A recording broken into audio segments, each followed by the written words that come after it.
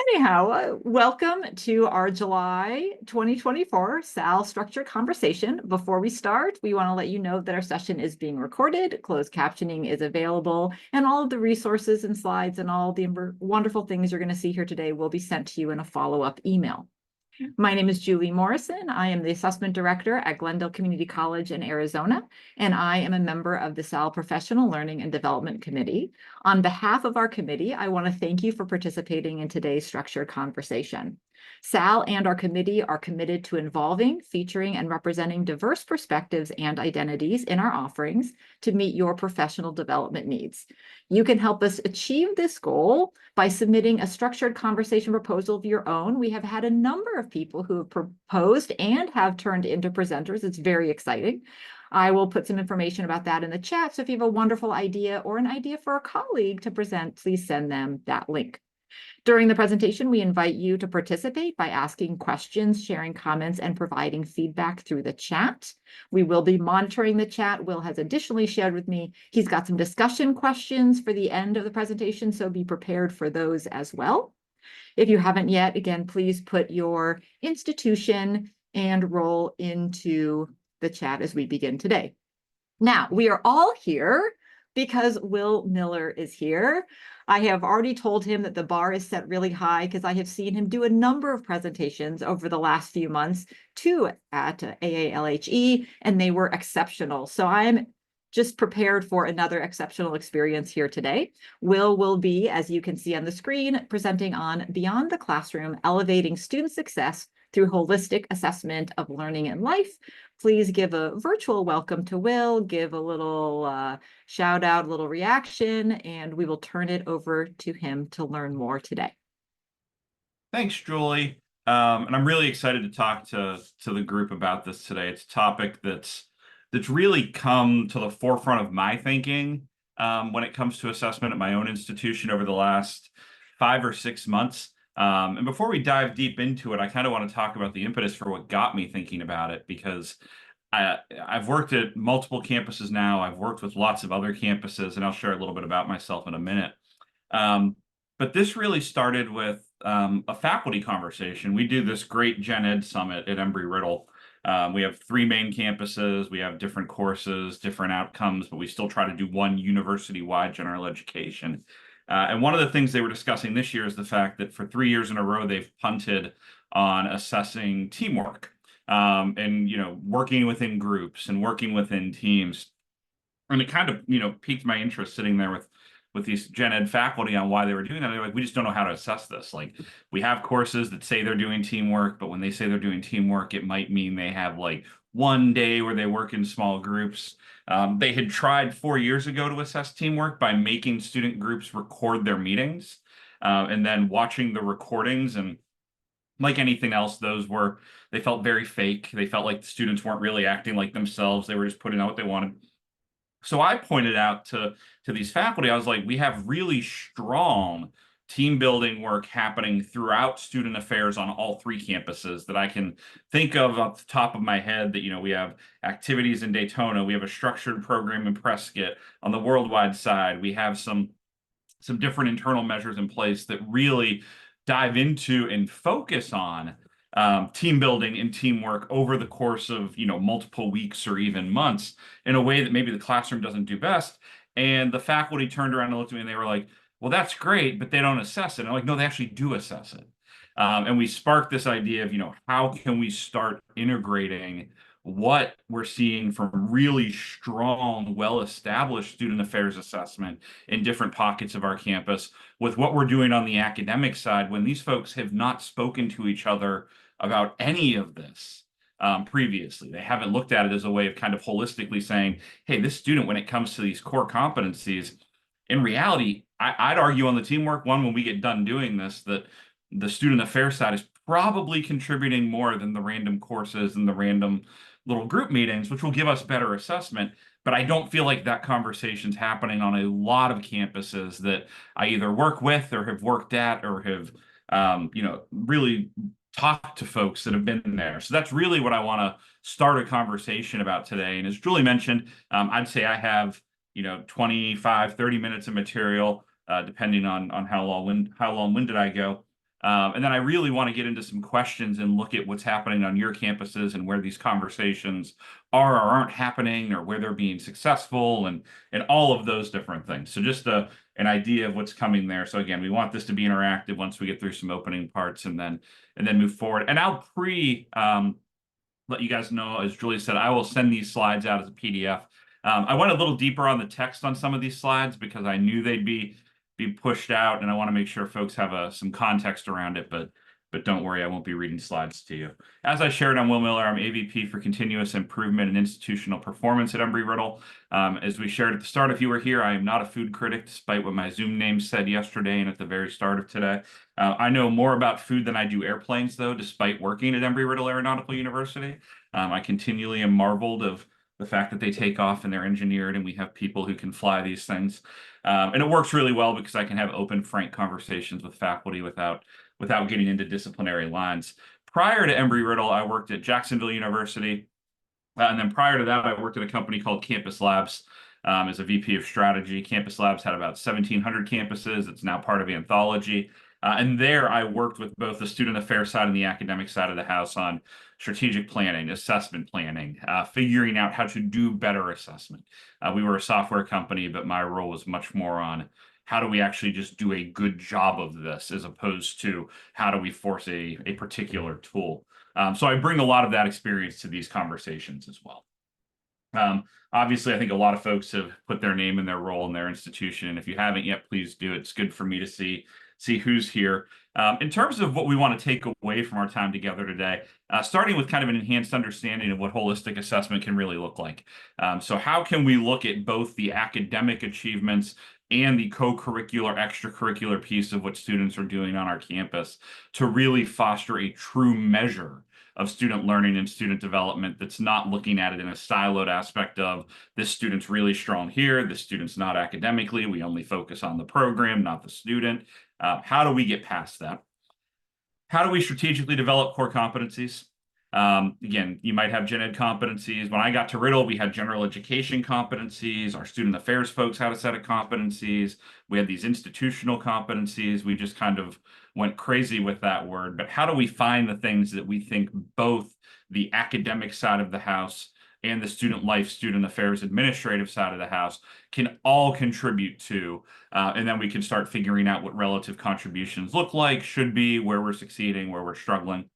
And then looking at, how do we really integrate that, and then how do we action plan to continuously improve on it? I'm envisioning the day for our campus and working with faculty. I'm seeing it right now where, it used to be if a student's struggling with an outcome, we have to find a different course or something.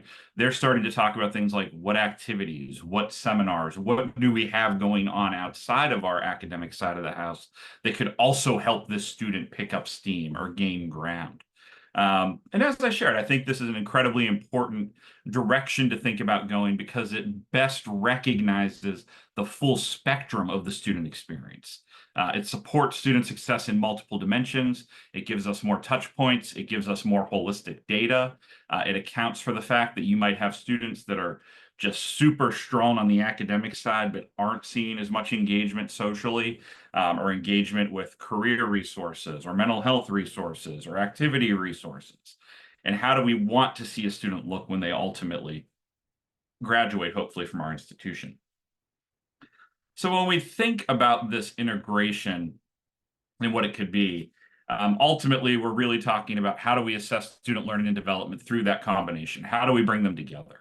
And how do we get to that comprehensive understanding and highlight all of the good work we've seen in student affairs assessment?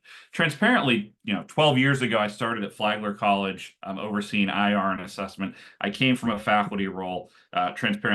Really at Flagler, the faculty assessment of the academic side was not super strong. The student affairs side, it was non-existent. They weren't thinking about assessment. They were still output over outcome. They'd give me head counts, they'd gate count, just wasn't what we might need. By the time I left Flagler 3 years later, student affairs had completely revamped itself. They had a co-curricular requirement. They had expected event attendance. They were mapping things to outcomes they wanted for freshmen and sophomores. They still weren't talking to the core curriculum folks about how those two can map together. But we saw that type of growth. And I'm seeing that more and more as I talk to colleagues on both the academic and the student affairs side for assessment, that now that student affairs assessment has that level of rigor, development, and intentionality, and we're seeing that amplify more year after year. I think, just the emergence of Sol kind of shows that, and the growth and the fact that we have 40 some, 50 some people sitting here in July talking about assessment shows a seriousness around that lets us rival, the academic side, which will always point to, regional accreditors or disciplinary accreditors and say, well, we have to do these things and it's different, when it's not. It's not different in any meaningful way, shape, or form. So we want to figure out how we have this comprehensive understanding, how we highlight that, and ultimately it should lead to something where it enhances student engagement and satisfaction. They start to understand how the puzzle pieces fit together. Think about it today, we leave a lot of this to the student. They come and go through programming on the student services side, and they're told why they might be doing it. They go to the class, they're told what the class is going to teach them and what they're being measured on and how they're being measured. But we leave it to the student to figure out how those two things marry each other typically. Or we work on the scary assumption that the student, it will just be obvious. They'll know why they're going to this. They'll know how this fits into their coursework. It'll all, kind of serendipitously just mesh for them. And that's not always the case. It helps us align with institutional goals. As somebody who oversees institutional assessment with both a director for administrative assessment, a director for academic assessment. It helps us figure out how to scaffold this up to show real power and impact. And it also helps with awareness to cross-campus assessment. One of the most shocking things for my faculty just this year when we started talking about this was when I showed them the level of rigor that administrative units and student affairs units do for assessment on our campus. Transparently, on my campus, it's not as well established yet, but we're quickly framing that, and we'll talk about how we're doing it as part of this. But it becomes a huge part of the student experience when we can do this right. And there's really low-hanging fruit for it if you think about it. Just as real basic ones from schools I've worked with in the past and worked at in the past. Private liberal arts college in the South started this a few years ago, looking at leadership development. That was something their president and their board were pushing. They thought it was incredibly important for their students to figure out leadership. And they realized that just making students take a course on leadership was not necessarily the best way to, A, ensure they're actually figuring out how to be leaders, or B, the best way to assess their potential for leadership. Writing an essay on what good leadership is very different than demonstrating leadership. So at this particular campus, they wanted to figure out how to map this into communication courses. They saw, persuasive writing and persuasive speaking as key components of this. So they started mapping leadership skills that were developed through student government participation directly into communication courses. And that was part of their academic assessment efforts, even though it was happening outside of the control of a faculty member and not being scored in a traditional way. We've also seen a few campuses in the last 2 or 3 years that have started integrating wellness programs within health education curriculum. Again, a fairly specific example, but thinking about how to do that, or just the Riddle example I mentioned that led to me originally proposing this for a structured conversation. Just that idea of, man, we have this competency and the academic programs can't figure out where it really best happens or gets measured because it happens holistically throughout and also in the out of class experience side. So how are we bringing that in and what are we ultimately achieving there? A lot of this can tie back to gen ed, which I don't think would be particularly surprising to folks. But it really starts when we think about curriculum mapping. So obviously, if we think about curriculum maps, we want to take courses or experiences and tie them back to some set of outcomes. What do we want students to achieve? What courses do we think we'll get that from? And then I have a lot of colleagues that have kind of student affairs based assessment curriculum maps now of, we have these things we care about. We have these different experiences that we know a large number of students will participate in or be exposed to or participate with others around. How can we map that out to say that, for a student to develop leadership skills, we want them to be involved in a student organization. We want them to, chair a committee of some type, whatever those different options might be, but they tend to be two separate pieces of mapping. And at Embry-Riddle, we haven't solved this problem yet. Our student affairs folks have maps. They're not on paper yet. But if I sit there and talk to them about the things they require students to do or strongly encourage students to do on the student affairs side, the student life side, they're able to say, we want them to go to this, this, and this because we want them to improve on blank. It's a curriculum map in their mind, and they're thinking about it through a structure and through a scaffolding. But what I haven't found from a campus yet, and maybe I'll get lucky today, and somebody here will have already solved this part of it. I'd love to start seeing the curriculum maps that bring together both. If it's a general education competency that we'll talk about in a minute, what are they going to get coursework wise on this? And then what are they also going to get in maybe their first or second year experience outside of the classroom? And how are we tracking that? And where are we looking at it? And are we giving the real power to the student affairs side to make that impact on something that we might have historically considered to be, an academic skill? And how do we best sort of accomplish that? So we need to think about these types of curriculum maps and how we can bring this together in one key part. And we need to identify what those activities are. We need to map them. And this doesn't mean, co-curricular requirements. I can't lie, co-curricular requirements make it very easy. At Flagler, at JU, we had co-curricular requirements at different points where we could kind of strategically think through. We want them to do these particular things because we think it matters. At Flagler, we cared a lot about cultural awareness. So this was a way to really push diversity and getting them outside of their comfort zones. At JU, we were really trying to get health science students to experience the arts. I mean, that was one of the underlying pushes for a co-curricular experience was, a third of our students specialize in one area, whether it be nursing, speech pathology, kinesiology, but they weren't necessarily going over and meeting their peers in fine and performing arts or theater or dance. So we wanted to get that type of exposure and track it and trace it. So we thought through kind of a mapping exercise, but we didn't follow it to its full extreme of bringing it back to the academic piece. Like we said, the gen ed competency, I think, is a natural starting point for these conversations. I can promise you, no matter what gen ed competencies or core competencies exist on your campus, faculty, I'm sure, are measuring those things. They are figuring out ways to measure it. If they're anything like the campuses I've worked on, they're finding the best proxies. At JU, when I was there and we were focusing on gen ed reform and gen ed assessment, we went to the level of here's the competency that maps to your course. You tell us what assignment best fits this competency in your eyes. So it was faculty controlled and faculty driven without that intentionality that we know could be key. So what are those core skills and knowledge that we want students to develop regardless of their major? We know that this type of gen ed piece provides well-rounded education. It prepares students for diverse career paths and life challenges. For some students, the gen ed will teach them the skills that might get them a first job in their field. But without that knowledge and that experience, they're not as well-rounded. So we could think about critical thinking skills that get developed through debate clubs, speech philosophy courses. Cultural competency can come from study abroad, diversity workshops, all sorts of different areas. And we've seen examples of this. At JU, for example, we integrated community service into the majority of our upper level sociology courses, all geared at enhancing social responsibility.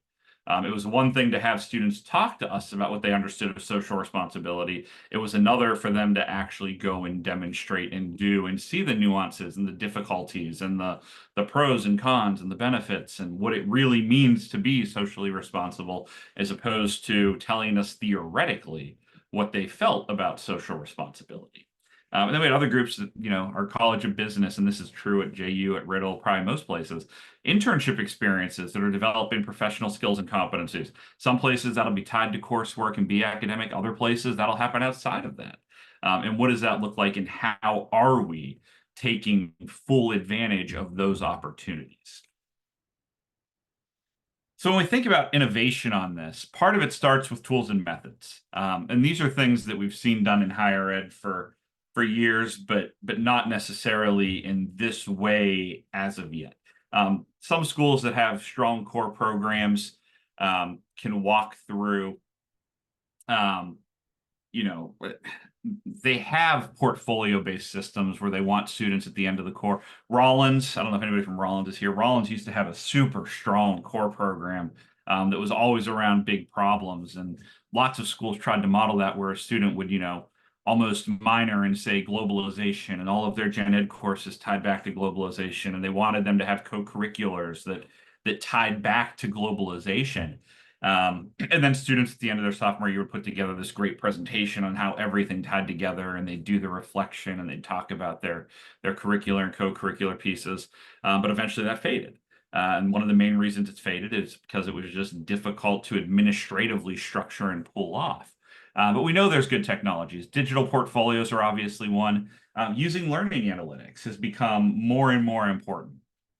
What data do we have? And this is where I argue that holistic assessment is so important, because technically today on most campuses, I'd argue we have two data lakes that are being um, more or less formed, one on the academic side of the house, one on the student affairs side of the house.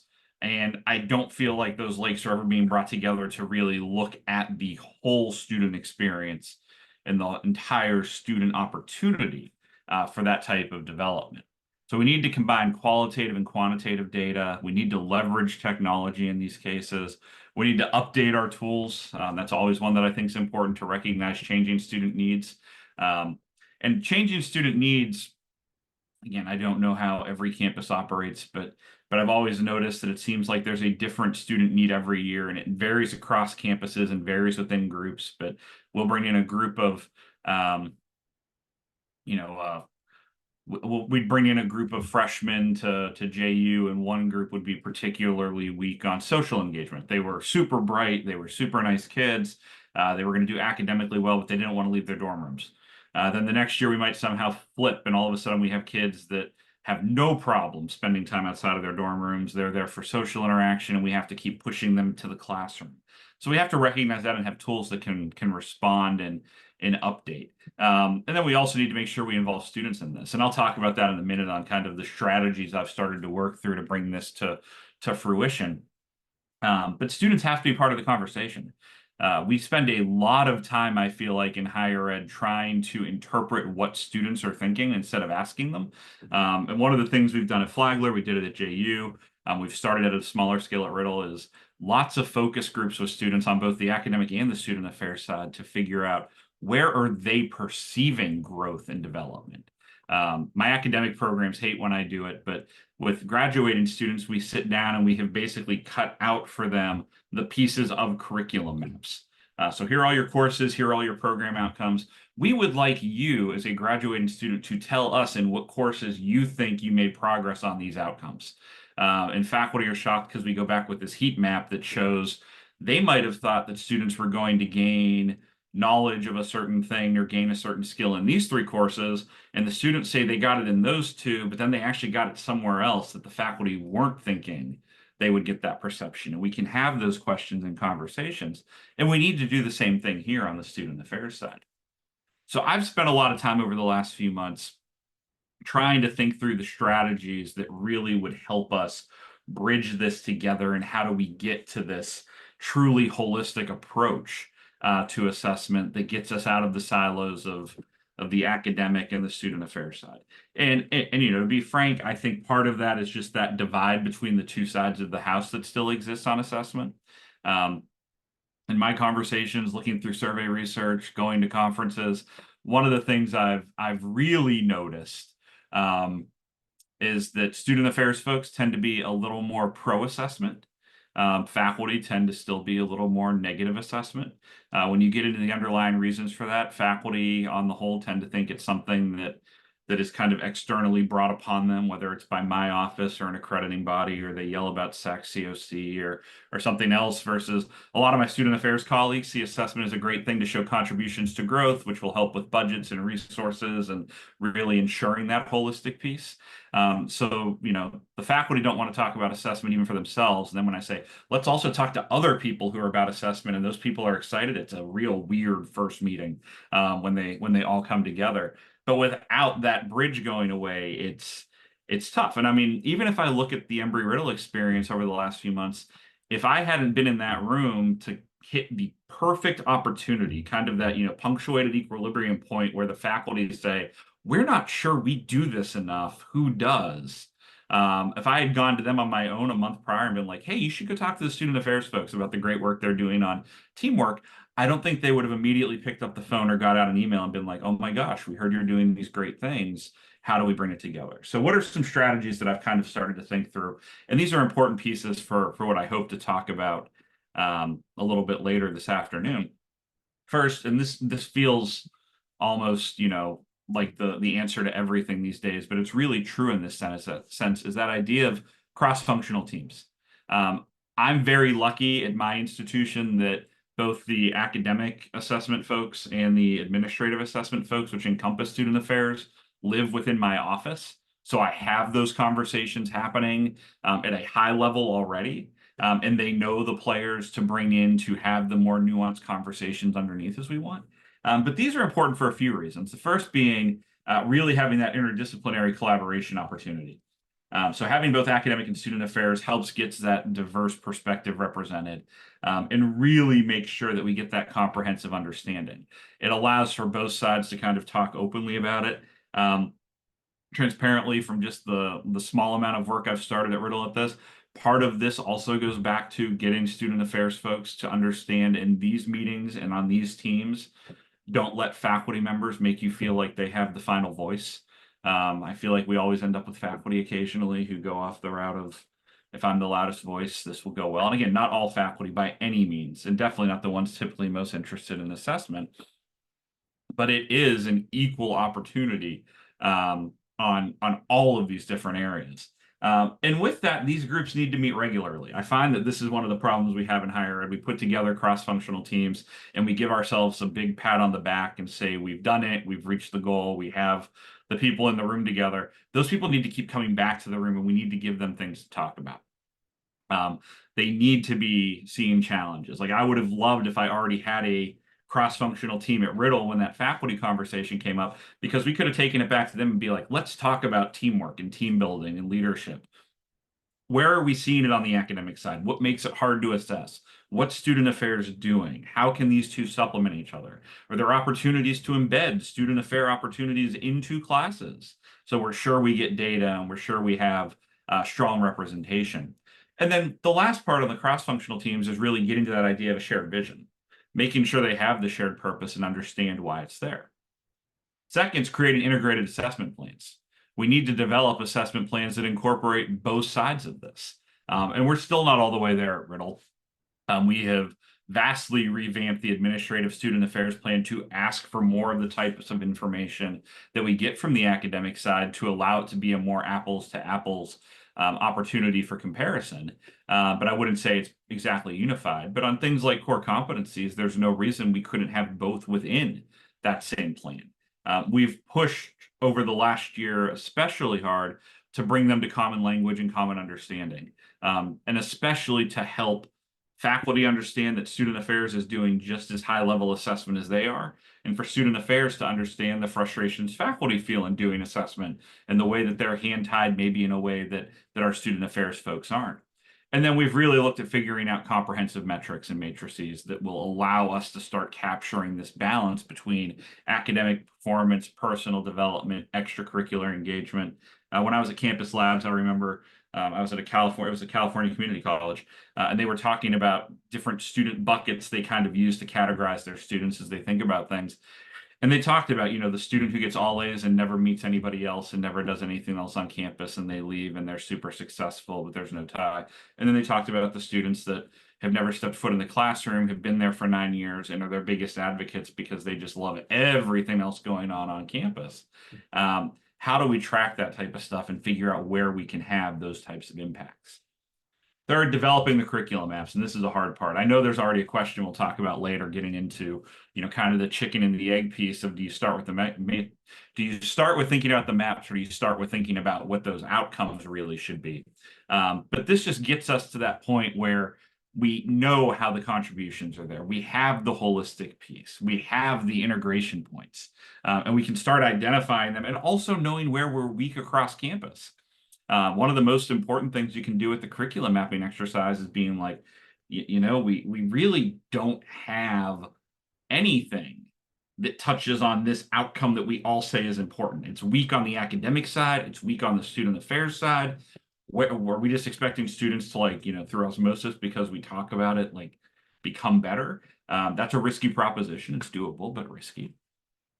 Utilizing the technology and the data analytics, figuring out from an LMS perspective what we're seeing. It doesn't have to be an LMS for the student life activities. I know that's hard, but if you are a campus that's using something for student engagement tracking, we know there's plenty of big players out there. You have Engage, you have campus groups, you have whatever the old Check I'm Here, or those groups do. Something that helps us capture both of these in one place that allows us to integrate. And that could be two separate systems, and this goes into a data lake, and we kind of have it together. But we need the ability to go in and look at both academic outcome achievement and student affairs.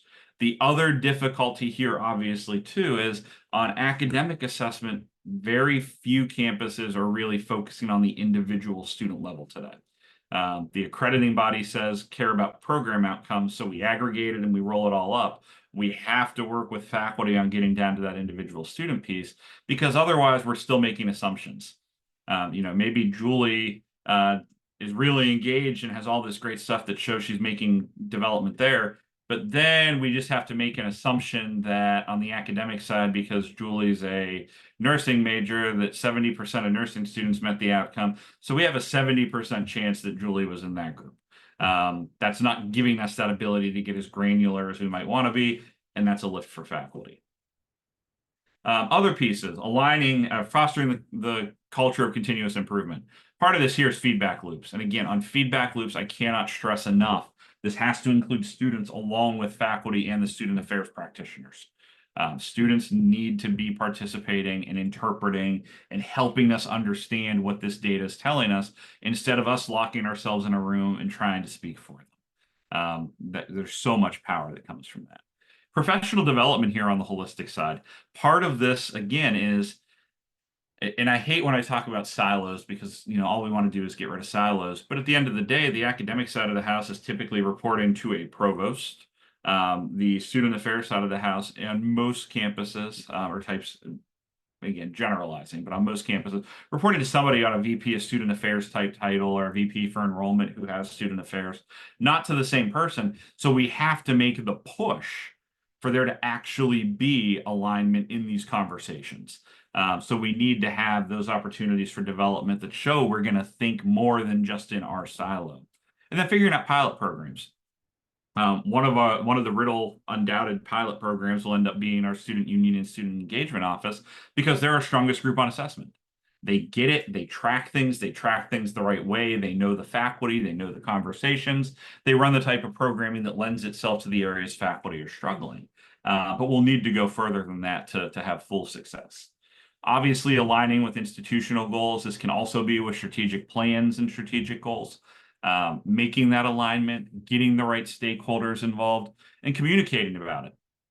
The other thing we tend to, I just feel like we do not as well in higher ed, is tell students what we're doing and why we're doing it and why we're asking them to do it. I've been working with a community college in New York over the last semester, and what they're great with in their student affairs side is they put on flyers, they tell students when they come to events, here's what we're hoping you take away from tonight. And then they ask them at the end on physical index cards if they feel they've actually met that goal or not. So they're telling them, this is what we want you to be thinking about while you're here, versus assuming that happens. And on the academic side, we're no better. As a faculty member, I always told my students what the learning outcomes for a course were. I did it on the day I went through the syllabus one time, and that was the last we ever spoke about it. And I just assumed that they would automatically know that, what we're doing in week 11 on this assignment ties back to course outcome 1, and that ties to program outcome 3, and that goes to institutional learning outcome 5. I know that was their focal point, so I didn't need to touch it. We know that's not happening.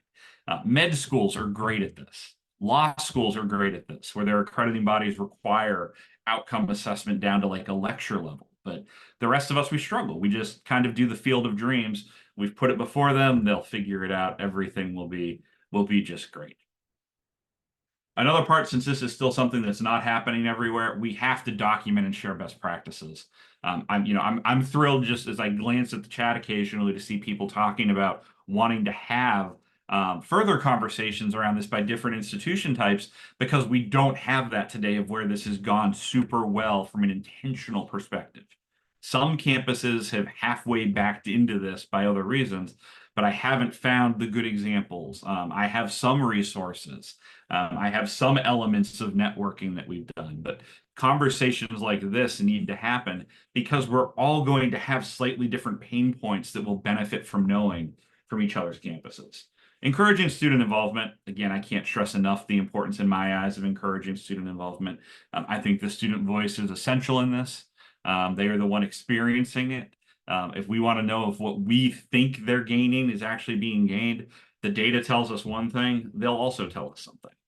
The number of times at Riddle, on academic assessment, we require direct and indirect assessment of every outcome when it's assessed. Amazingly, the number of times that you will have faculty or programs come back and say 85% of students met the outcome. And then we look at the indirect surveys from course evaluations, and 60% of students felt like they met the outcome. So now we have 25% of the students involved that are saying, yeah, or 15% in that case with the math. Yeah, they said we met it, but we don't feel like we did. So we don't feel prepared to move on to the next part. That's not good. Or the opposite. 90% of students say they feel like they met the outcome, 60% actually did. So I have 30% going into that next course feeling super confident, but in reality, they're not actually doing what they need to possibly succeed there. We have to talk to students. And whether that's through focus groups, whether that's through peer assessment and getting them actually involved, whether that's through student ambassadors that are pushing this type of work, all of those are great areas to start the conversation. Implementing the tools we've talked about, whether that be portfolios. Portfolios are tough, but it's a great place to say, bring us some of the academic work, bring us some of the extracurricular activities, and reflect. Tell us how this ties together towards a greater goal and a greater piece for all of it. And again, it's campus-wide type of stuff we need to think about. Surveys and questionnaires. And I will say when it comes to surveys and questionnaires, I am all about surveying students with intentionality. They need to be short, they need to be quick, they need to be things that students relate to. They need to have action brought back that is shared back. Or it could be rubrics and scorecards. Ironically, some of the start of this for me was the faculty sitting in Prescott, Arizona from all three campuses trying to figure out how to do a teamwork rubric. They started with the value rubrics. They started changing it for what they wanted. They had a beautiful rubric. And then before I had to say anything, one of them was like, this is great, but there's no way we can measure on any of this off of an artifact. Like, sure, we can have the team submit a presentation. We have no idea what the teamwork was that led to that final product. We're assessing a final product, not the process that led to the final product. And those are two fundamentally different things. We can have students tell us that, Naima was the leader. Naima was the leader of this team and she showed great leadership. We don't know if she actually did or not, or if that's just the person that was willing to do the work. So the rest of the students felt like we're in a great place. So lots of different options there just to think through. And then lastly, it's ironic timing because I think this just popped up in the chat from Sarah. Focusing on personal development and well-being for the entire community as much as you can. You need to have support for this, and you need to have this be something that's looked at campus-wide. And whether that's figuring out strong well-being metrics and how we're going to look at that from a holistic perspective, whether that's ensuring that we have support services in the right place, making sure this type of holistic data is used to push in the right direction, or looking at ways to bring in the life skills programming somewhere that can impact student development. And that's one that, I don't care what the institution type is, the type of student you're serving, how specialized it might be. There are things we just need our students to be able to walk out of class being able to be a functional adult, be a functional member of society. And that's such a key component to it. So having talked through this, I have some questions. I know we already have some questions I want to tackle, and then I have some additional questions. But what I'm really trying to highlight here is the need to bring these together and think more broadly now. And it's almost a call on the student affairs side that so much great work has been done in the last 10, 15 years on raising the bar in student affairs assessment across the board, that now it's time to really push higher into institutionally, why are we not looking at both of these things in a way that isn't just someone in an office like mine saying, "Ooh, let me take some of this plan and some of this plan and put it together and tell a little bit of a story." We need to be more intentional than that. And we need to be more intentional with students on that especially. We need to focus on continuous improvement off of it. And then we need to really be willing to have some of those harder conversations, reach across the aisle and engage with faculty on where we think what we're doing has the type of impact we need for students to really maximize their development, their growth, their benefits as much as we can. So, Julie, with that, we have about 20 minutes, 17 minutes. I'd love to start with some of the Yes. questions that have already come in and some of the comments. I don't know if everyone can Yes. see the And chat. There's awesome stuff in there. exactly. And I've got a nice list from a number of people. I am going to take a point of moderator privilege, though, to question and comment one item. So first of all, one of the things I always love about Will's presentations is how data rich they are and how much of a resource the slide deck is. If you were here at the beginning, Will mentioned he wasn't going to be reading the slides to us, which is wonderful, but hopefully you can all appreciate how valuable having this resource, which will be emailed to you after this presentation, will be because of how much great information Will includes. So I'm going to take us somewhat off topic with a super quick question. How did you create this slide deck? Was this built in Canva? It's beautiful. And I just want to learn just a tiny Yeah. bit from you before we dive into all of the student affairs Yeah. questions. And I will say I do not take credit for my slide decks. Basically, what I end up doing for slides now, I use an AI tool called Gamma, Gamma. And what's great about Gamma is I can go through and either kind of go through what I want to talk about, or in this case, I kind of had a pretty detailed outline and then upload, and it starts the process.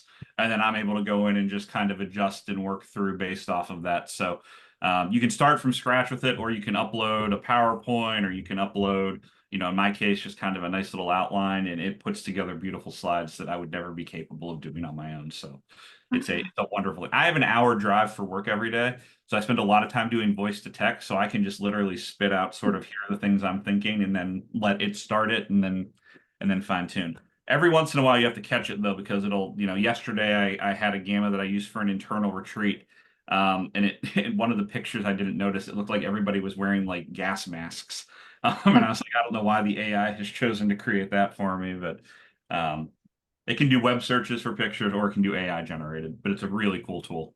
Thank you. So we got a bonus point for all of those of you who I know many of you are doing presentations. Wonderful tool. I assume, last quick question, I assume you have a paid account for this. This is not free.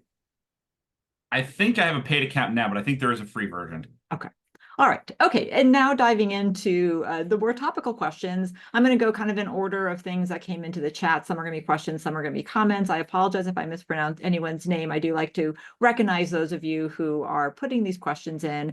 So Sapna started us off with, what should come first, the development of competencies or the activities? Or is it a process of mapping existing activities onto competencies? And then there's going to be a follow-up question to that, but I'll start with that part first. That's a great question, and I'm going to give a kind of a two-part answer to that. I mean, in the perfect world, we would definitely start with the competencies, and we'd start from, if we were starting an institution from scratch, it'd be what are the things we really want our students to be able to walk away from this institution being able to do, learn, observe, whatever that might end up looking like. And then figuring out where can we do those things, what do they look like? The thing about it is we're coming into this with things that already exist. I think the quick win and the quick starting point is really inventorying sort of what we're already doing and looking for sort of the key themes that emerge from that, which might become goals and outcomes. If you're not already having those types of higher level outcomes that you're thinking about for student affairs assessment, you could start by looking at sort of gen ed competencies at your institution. What are the things we care about at an institutional level? And again, I only go back to the gen ed because it's similar in structure that multiple courses contribute typically.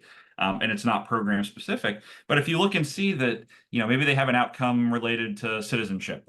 I did a SAC-COC review for a school 2 years ago that was entirely focused on citizenship as one of its key components. It ended up being its QEP. It was part of its mission. And when I looked at their assessment for citizenship, it was all stuff on the academic side. I'm like, so we don't have anything on the student affairs side that's really tying into how do we function as members of a larger society? And immediately they were like, well, no, we have this, like all these things going on. So I think the first step exercise for dipping your toe into it is thinking about the events that you have or the activities or the programming at any level of your institution that most students take part in, whether it's required or not, and thinking about why you do that event and what you want them to be able to take away. Um, and recognizing that there are events that you might feel are more social in nature that you realize there's actually some of this outcome in there and we might want to do something with that in the future. So inventorying it that way and then figuring out what it looks like in mapping makes sense.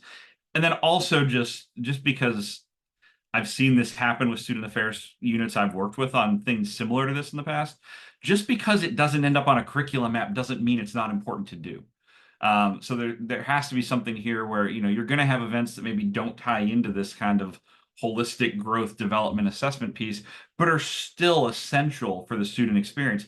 And that's fine. So this shouldn't be about, shoving a square peg into a round hole just to say it's on the map. It's okay to say this one just doesn't map the same way, or to say this is an outcome that we just don't have as much on.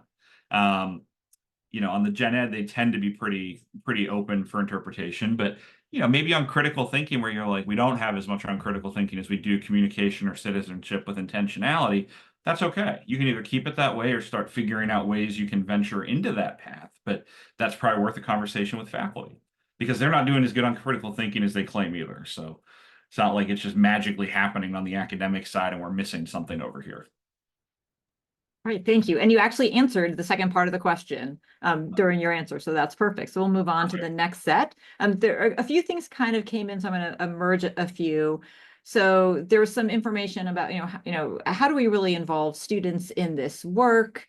I like that Adrian commented when you gave that wonderful example of the doing the indirect and direct measures. She specifically said that was a great example of how to use those to actually get a little bit of insight into what students are thinking compared to what others might be reporting. So that was kind of a common piece to this, but on this notion of how do you incorporate students, you gave some answers to that already. Earlier in the talk, you also talked about student focus groups. Can you talk a little bit more about how you incentivize those focus groups, how you run the moderation for them? I mean, obviously that's a really time intensive process and valuable, but can you just spend a moment kind of diving into that aspect Yeah. of that feedback loop? Yeah, and I've done it a few different ways. When I was at Flagler, we actually had students run the focus group. Like we put together a group of students that was really, they did receive academic credit for it, so I'll start with that. But they were taught how to moderate and how to run and how to work through focus groups. And all of that really came from Wabash College. Their Center for Inquiry there really pushes this model. And it made a lot of sense to me. Because to your point, Julie, it made the time part a lot easier. I wasn't having to sit around and do focus groups at 8 o'clock at night. I had students that could lead those focus groups. In terms of the incentives, transparently, I mean, a lot of it was food. It's the low hanging fruit stuff. The hardest part, the two parts you have to be cognizant of. The person who's moderating it, whether it's a student or a staff member of some type, cannot be personally attached. Like they just can't, they have to let stuff roll off their back. Students have to feel empowered to say whatever they want. And we saw it at Flagler and I saw it at JU. The focus groups I would run, I'd get information, but the focus groups the students would run felt like completely different information. The hardest part is you have to design any type of student input to target your students that are not your superstars. Um, I don't need to hear from the entire SGA on these things. I don't want to hear from, the students that are all work studies and love the institution or admissions ambassadors. I need to talk to the student who's a C student that comes to one or two things. At Flagler, probably our most famous example of this, we had a surfing culture. We were 10 minutes from the beach. We had students that would bring their surfboard to class. They would leave class. They would go and surf for 6 hours. They weren't coming to a focus group. Thank God I had one of my moderators who was a surfer, and I was like, when you get out there, it's not going to be a structured focus group, but I need you to start talking to these kids about what they think because they are a valuable part of this community like anybody else, and this is the only way we're going to get them. So I think it's important to just structure it so that students feel fully empowered to say what they need to say or share what they need to share. and then also the information that comes out's acted on. One of the biggest things we did at Flagler and JU, and we did with the few we did this spring at Riddle, is after they gave the focus groups or did the focus groups, we would compile that. We would list out kind of the continuous improvement actions we were planning to make or had already made. And then we'd email all the participants and be like, based on what we heard, and here's what we heard, here are some of the things we're doing. And in some cases, it was, and here are things you want us to do that we're never going to be able to do, and here's why. So we heard you, we can't do it, and we're at least telling you transparently why it's not going to happen. So it's either using staff and getting somebody who's got a good rapport with students and can speak to large groups in the sense of not large numbers, but different groups well, or really taking the time to find out who are those student leaders you have that can value from this. I mean, being able to get information from people is a skill that I think falls into this kind of critical mass. So lots of opportunities there. All right, thank you. All right, so I'm looking at the questions that we have left. And I think I might kind of combine two. They're not quite the same thing, but just sort of in the interest of time, I want to make sure we can get to both of them.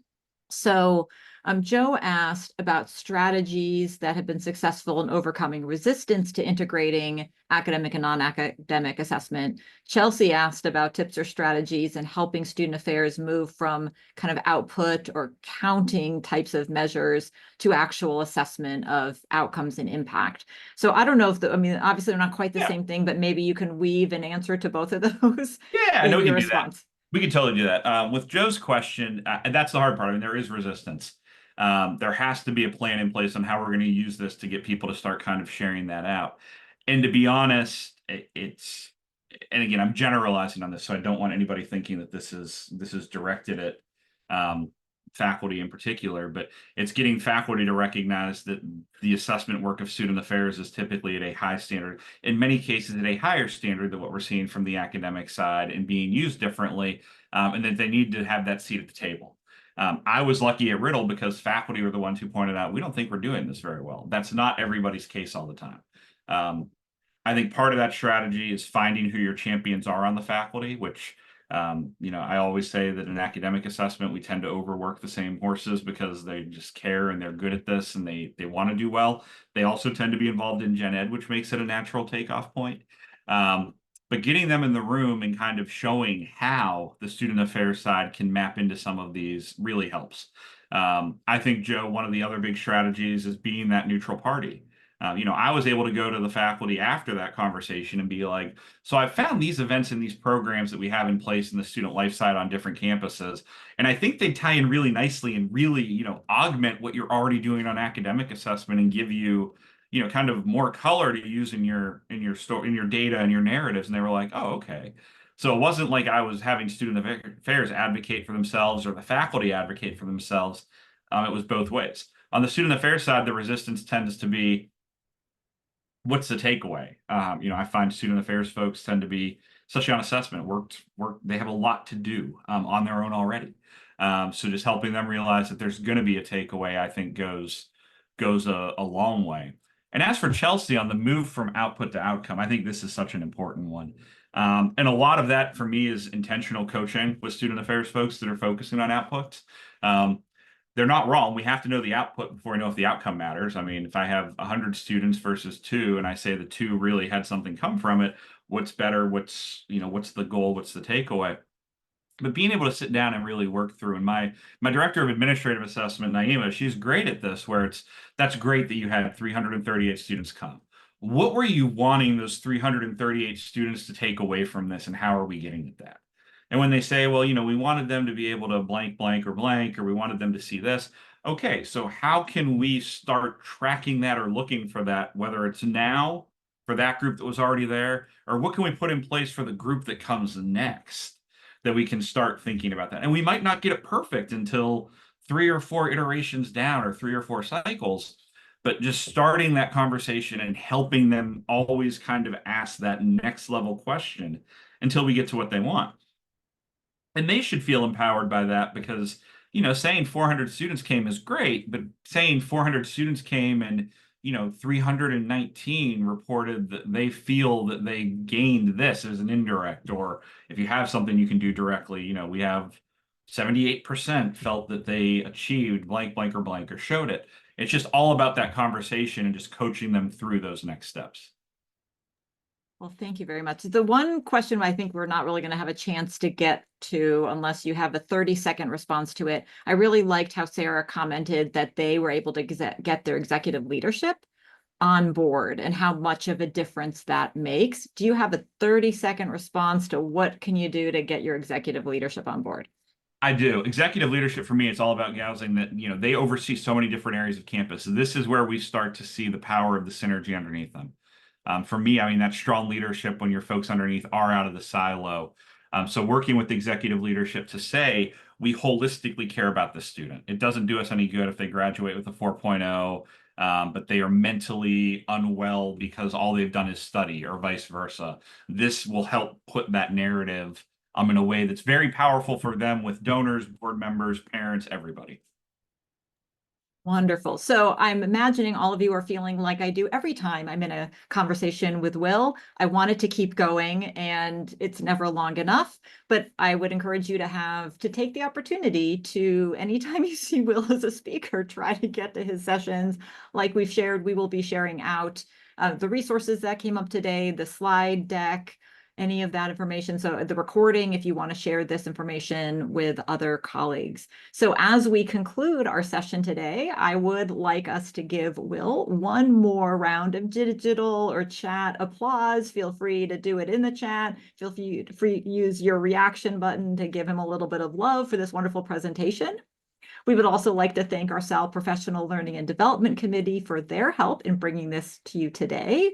I mentioned that you're going to get the recording. We have another one of these next month. So please join us in August for our next structured conversation. It is with Anya Polchaska on how can I conduct and share student affairs assessment research across campus, both procedures and tips. It'll be Wednesday, August 14th, same time. We also hope that we will have some of you present in the future. You heard that Will did a proposal, and that is how he ended up here with us, and we are all thankful for it. So feel free to do the same. I'm going to drop this into the chat. And then the very last thing I'll say, I'm a faculty member who runs assessment. Will was talking about the importance of finding faculty champions. The last little tip I will leave is find faculty who are bossy and can help boss their colleagues around. So I have no problem bossing my colleagues around. So anyway, that's the little aspect of a champion, not just someone who's yay assessment, but someone who is going to really have your back. All right. On that note, again, thank you all for coming. It is the end of our hour. We'll look forward to seeing you next time. And thank you again very much, Will, for all of your presentation and ideas you shared with us today. Thanks, everybody.